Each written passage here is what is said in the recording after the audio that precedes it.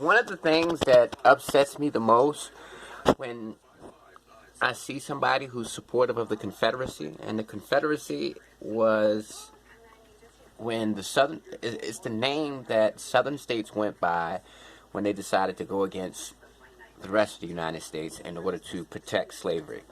You know, the facade was that the Southern states rebelled against the Northern states because of states' rights. You know, they put out this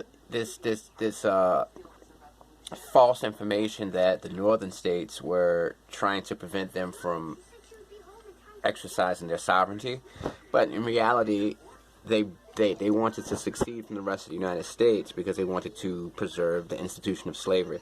But the most important thing that I want to talk about is the fact that the two biggest Confederacy leaders, Jefferson Davis, who was the president of the Confederacy, and mind you, the Confederacy was its own country. You know, they had seceded from the rest of the United States. The Southern states that got together collectively and called themselves the Confederacy were rebels. They actually broke one of the major rules of the Constitution, which is you can't pick up arms against the government. Well, they did that. They went to war with their own government, and as a result of this, they lost their citizenship. So Jefferson Davis, the president of the Confederacy, died as a non-American. He died without American citizenship. And Robert E. Lee, the general who was the leader of the Confederate Army, he died without his citizenship.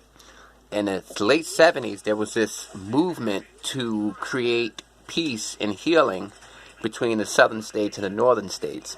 And politicians figured that the best thing to achieve unity and to finally get over the wounds from the Civil War was on the 100th anniversary of the Civil War. It was like 1970 something, 1978 or something like that. They these politicians proposed pardoning Jefferson Davis and Robert E. Lee and giving them their citizenship back. And President Jimmy Carter actually did that.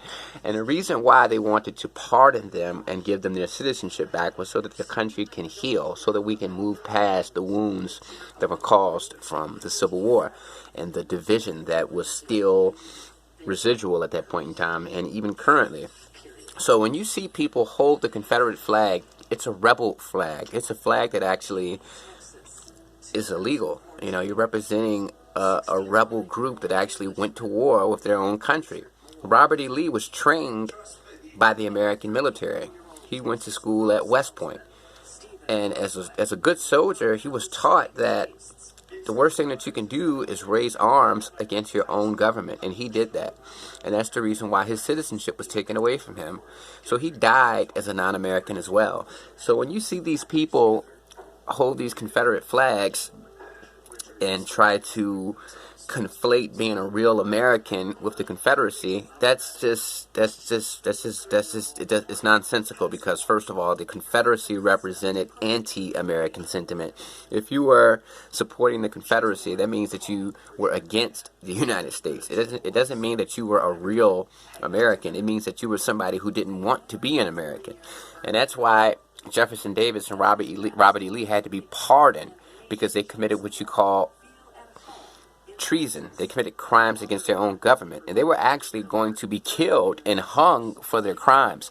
But politicians back then intervened, and they thought that if they killed the leaders of the Confederacy and the leaders of the Confederate military, that it would prevent the country from unifying. So unity was a big deal, and the goal of unity rescued a lot of these Confederate leaders, because they were definitely going to be hung. So just keep that in mind whenever you see somebody with a Confederate flag. They're basically representing a flag that's anti-American. They're basically telling you that they hate America, they want to raise arms against America. And I think that's just absolutely terrible.